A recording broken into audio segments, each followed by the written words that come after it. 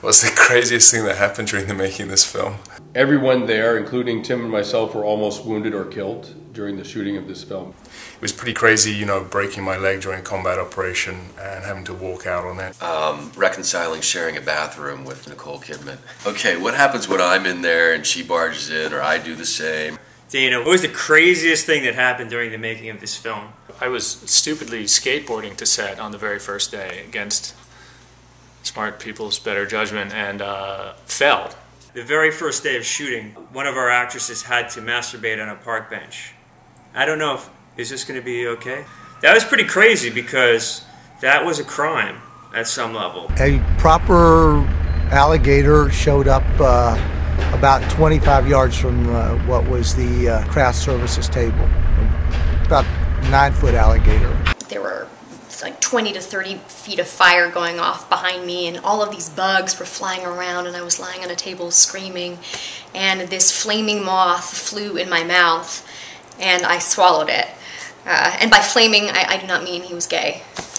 We were heading down from the mountains, and I didn't even have a gun on me. Like, all I had was pepper spray, and I was leaning over a crevice, looking down a cliff, filming the sheep in a basin below, and the rock on my right punctured the can.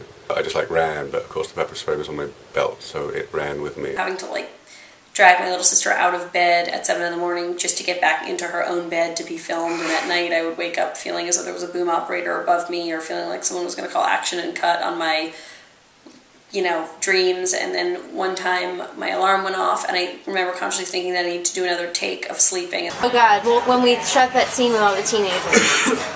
That wasn't that crazy. Do you have any rituals? And then one of them got a boner.